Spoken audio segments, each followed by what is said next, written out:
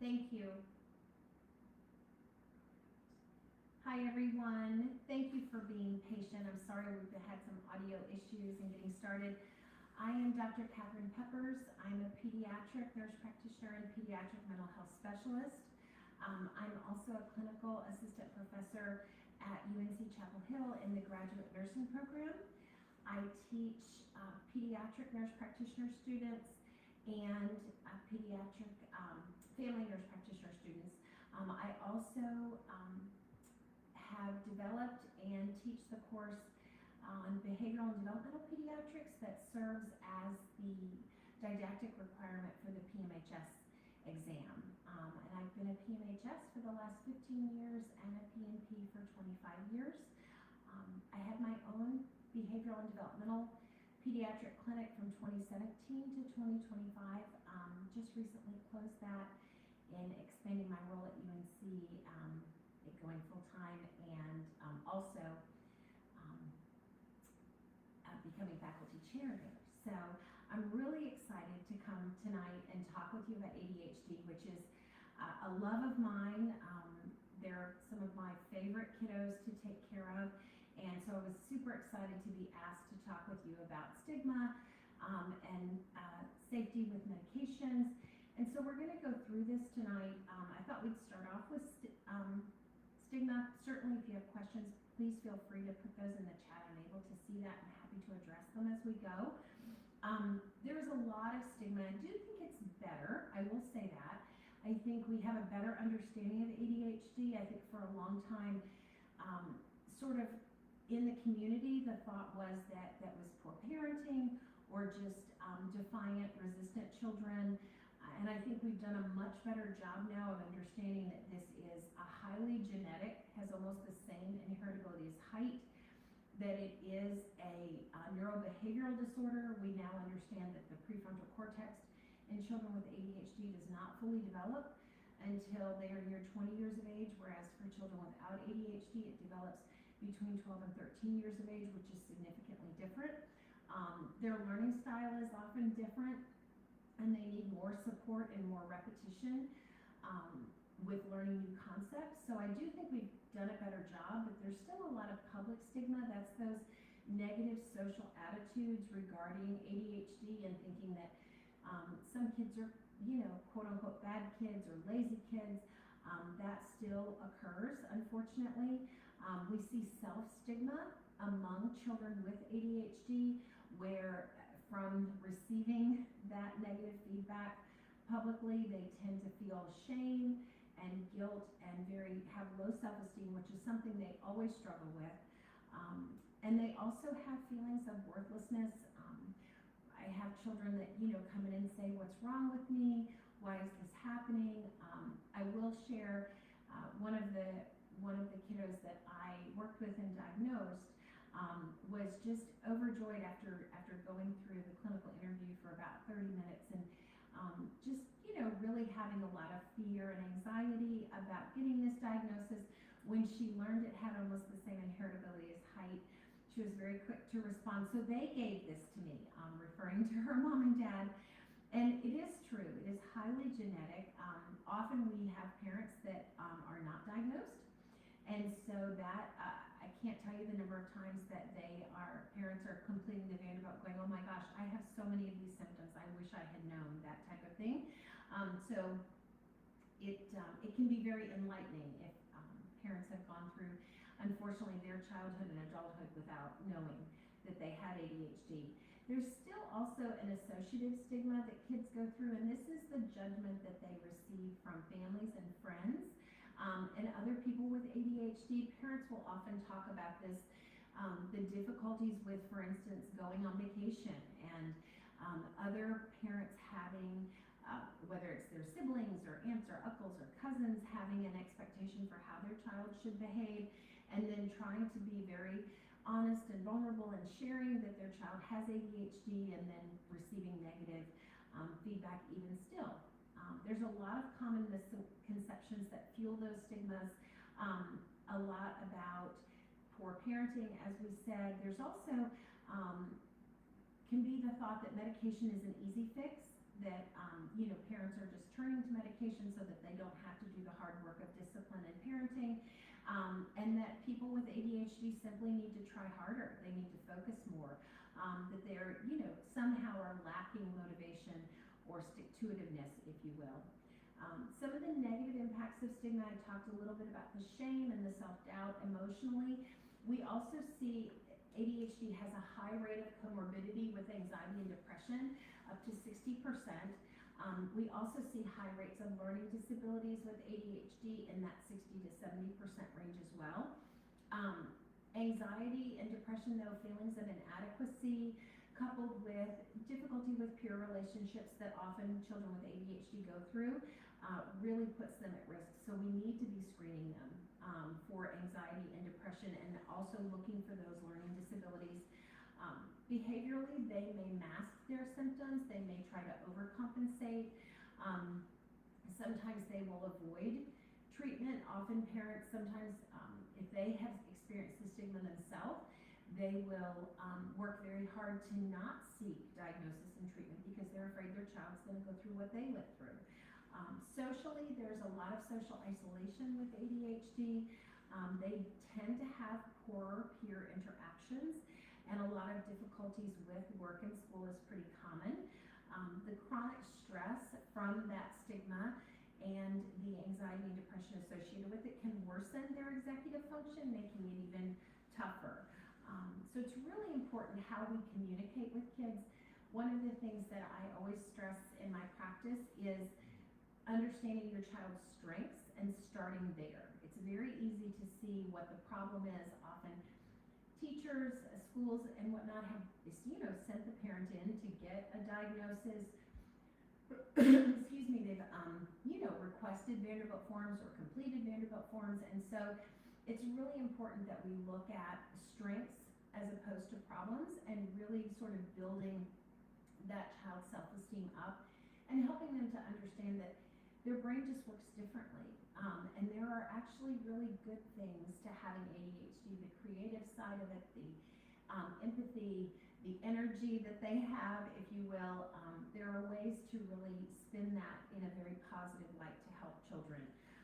Educationally, it's really important as pediatric nurse practitioners and mental health specialists who are working with this population that we are advocating for them educationally. We're getting 504 plans, or if they do have confounding intellectual or cognitive issues, that we're looking into IEPs, making sure they're getting into therapy. They need support. Cognitive behavioral therapy is crucial to helping them with their emotional regulation and building their self-esteem. It's also really important to find a sport or a hobby that they're particularly good at, where they start hearing that positive feedback, that we are channeling that creativity and that energy into something positive. Creating safe spaces within schools when we're talking about accommodations, so working with teachers. The other thing we can do as PNPs is being aware of when we are using medications, trying to avoid having medications dosed at school. That adds another layer to the stigma, especially in a lot of our schools where we may not have a school nurse, so they're going down and getting meds from a secretary. Now there's multiple people that are knowing that this child is receiving medication, which can further that stigma. So the more we can do as far as using longer term medications, the better from that standpoint. Some of the common side effects that we see with stimulants, we know stimulants are 70 to 90% effective in children with ADHD, which is fantastic. We have two main categories, methylphenidates and amphetamines, that we prescribe, and we have, activation of those, or duration, is anywhere from 3 to 4 hours in a short acting up to 12 plus hours in a longer acting. We have multiple formulations. There have been some really amazing progress as far as the pharmacotherapeutics of these meds and the delivery systems that we now have for them. Most common side effects that you're going to deal with are that decreased appetite, trouble sleeping, headaches, stomach aches, irritability, and mood swings. So just sort of talking about this, parents will come in and say, after they start, say, a methylphenidate or an amphetamine, my child is not eating lunch. Well, I mean, not that we want your child to not have anything for lunch, but we expect to see that decrease in appetite. That's actually confirmation to us as clinicians that that med is working. It's a high enough dose to take their appetite to some extent, which is a good thing.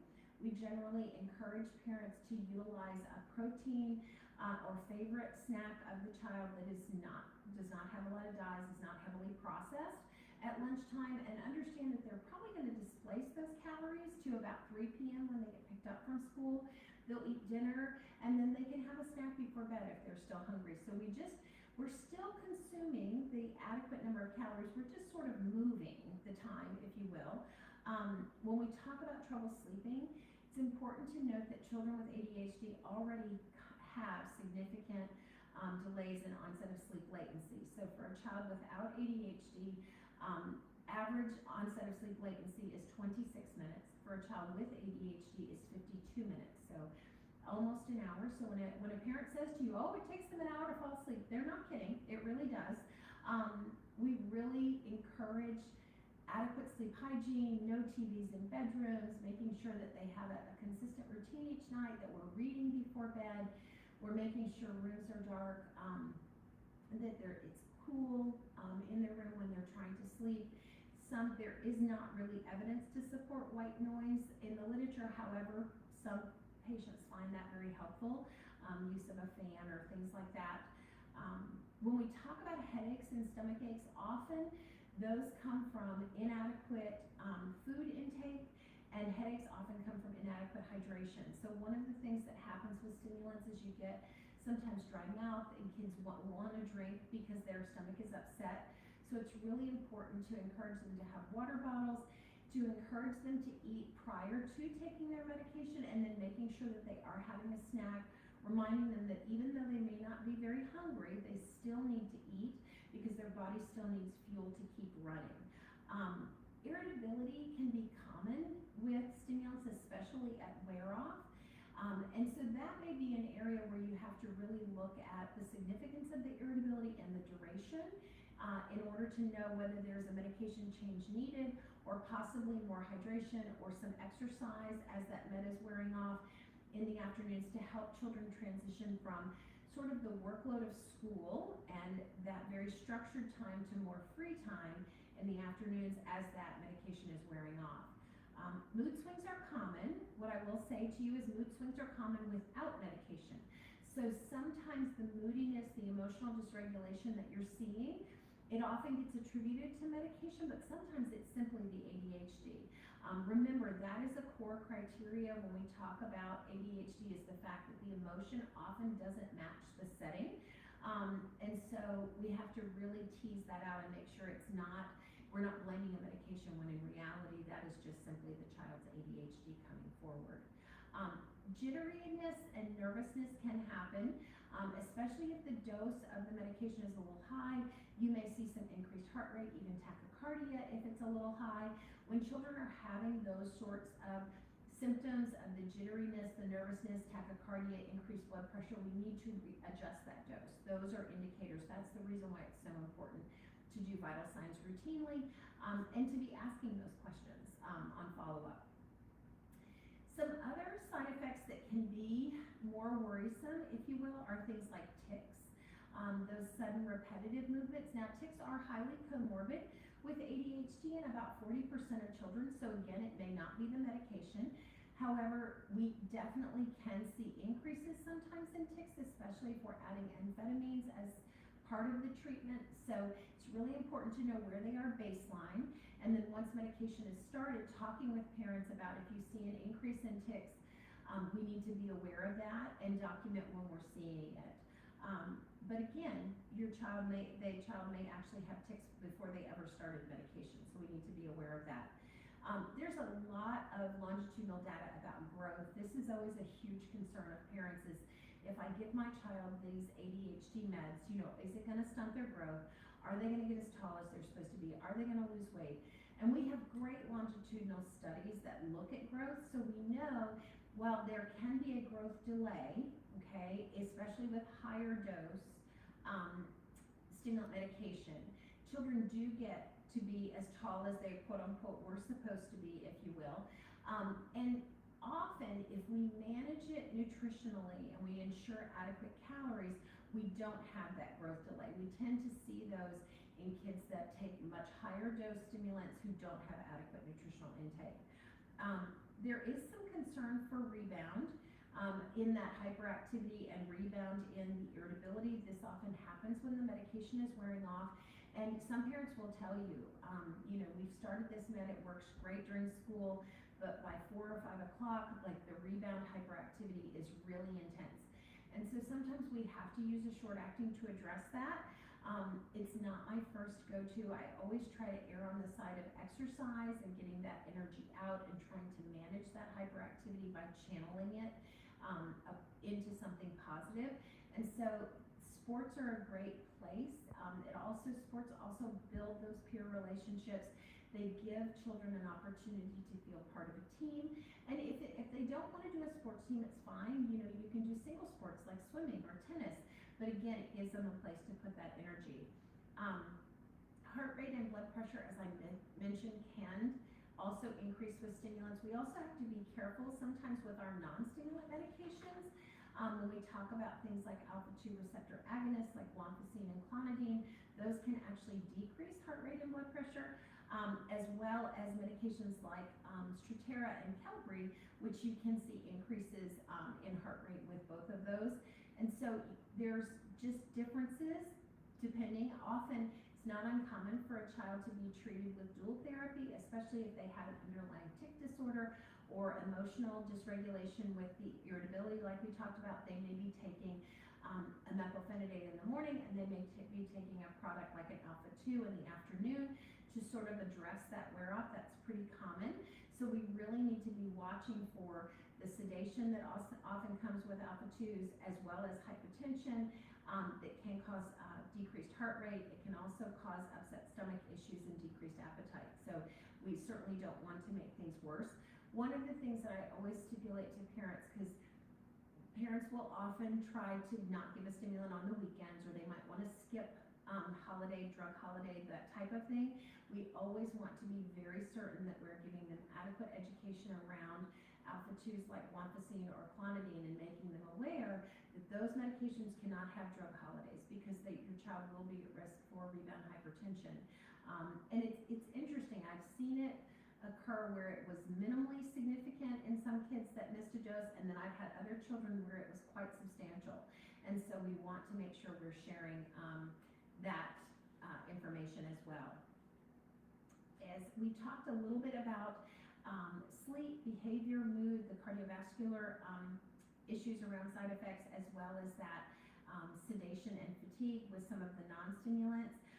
I will just share with you another non-stimulant that we often use is Wellbutrin, which also has indications for depression and anxiety, and we use it for ADHD.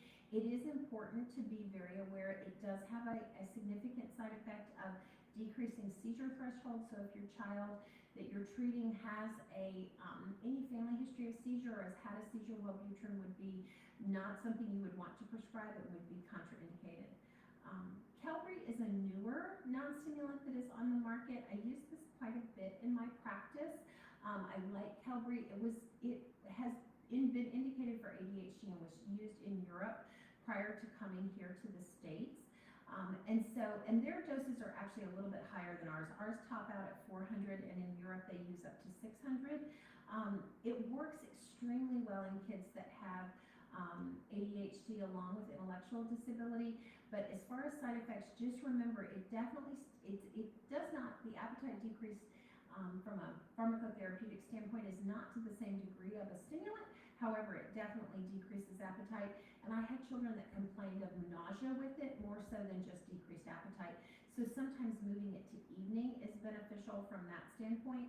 The other thing that's important to note about Qelbree is there is a box warning on it because of the increased risk of SI as well. And then let's just talk a little bit about safety. So there's always a lot of concerns about safety with stimulants regarding cardiac events. There are longitudinal studies, systematic reviews that have looked at this. It is really important before prescribing, upon diagnosis, making sure that you have a 3-generational cardiac history. If you have anyone who died from a heart attack under the age of 50, that you do further investigation with that. If the child has had any abnormal heart sounds or any significant past medical cardiac history, you want to make sure that that is followed up on. Obviously, an excellent physical exam and heart sounds, and being very thorough, asking questions about dyspnea with exertion and syncope, making sure you're getting that comprehensive assessment. The recommendation from the AAP is still simply obtaining those things. There isn't an indication for screening EKGs unless there is a comprehensive positive history that is necessary.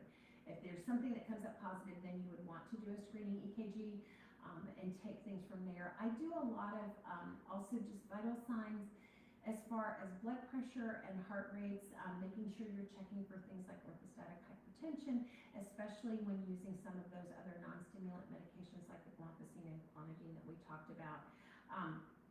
There's also a lot of concerns. I get this question from parents all the time about, they feel that if they medicate their child with a stimulant, that they're putting their child at risk for substance use in the future. And the evidence in the literature is very, very clear that actually children who are medicated, who have their ADHD treated, are much less likely to use substances in adolescence and young adulthood. So it's really important that we're getting that message out to parents, because they worry tremendously that they're setting their child up for future substance use by treating their ADHD. But in reality, we have learned through the literature that children that are treated are much more successful academically. They do much better, they stay in school, they're less likely to have involvement with law enforcement as opposed to children who are not treated, who then often will self-medicate with substances that they are able to gain access to. So it's really, we want to be very clear and make sure we're sharing that information with parents.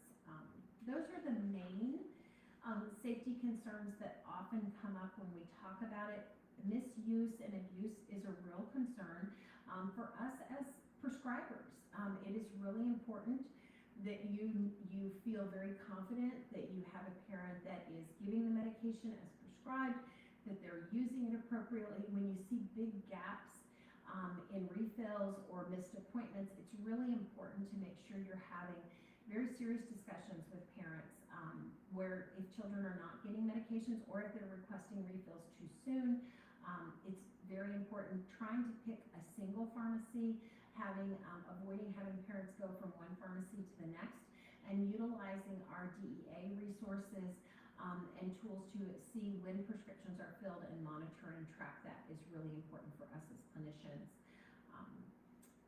Also, just making sure parents are aware of the dangers of misuse from that standpoint, and making sure that they are aware of what your expectation is when you're prescribing this medication. I know we're a little close on time. I know I got started just a little bit late. I apologize for going over. But if anyone has any questions or would like me to expound on, and I apologize for difficulty with being able to hear me. I've tried to stay very close to the computer and talk loud.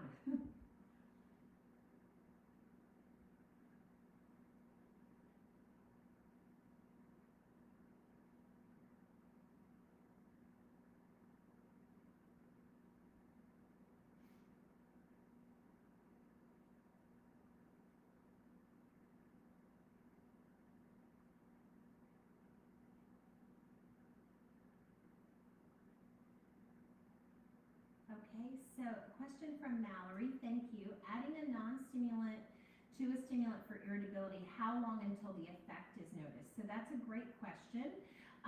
Often with guanfacine, if you look in like Lexicomp, which is kind of my favorite drug book to use, it will tell you when starting guanfacine, you could go anywhere from 2 to 4 weeks before you have full efficacy.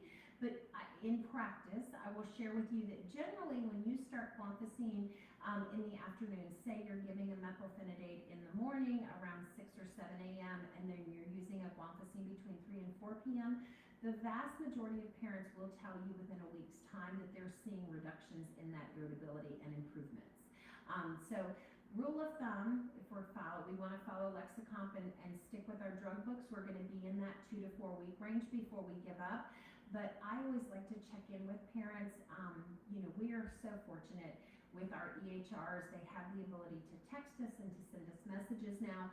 And so I just say, once we start a med, let's give it, a week to 10 days. You let me know if you're seeing improvement, if things are progressing. And then usually we have them back in the office in between that 2 to 4 week range to just check vital signs, make sure that heart rate and blood pressure are staying adequate.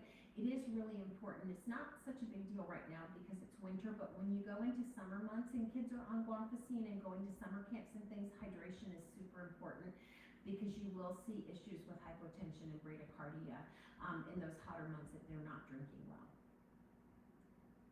Any other questions?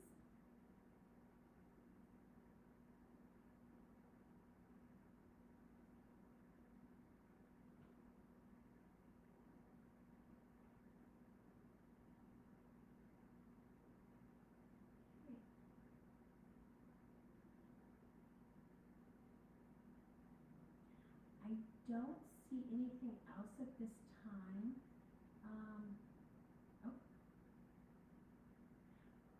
What about kids who, thank you, Mallory, what about kids who can take pills? The stimulants wear off so quick and I always see irritability at home. Yes, so that's very common. We're fortunate, we have different drug delivery systems now. So for instance, you have, if they can't do a pill, we do have other meds that come in capsule form in short acting that can be open and sprinkled, so that would be an option.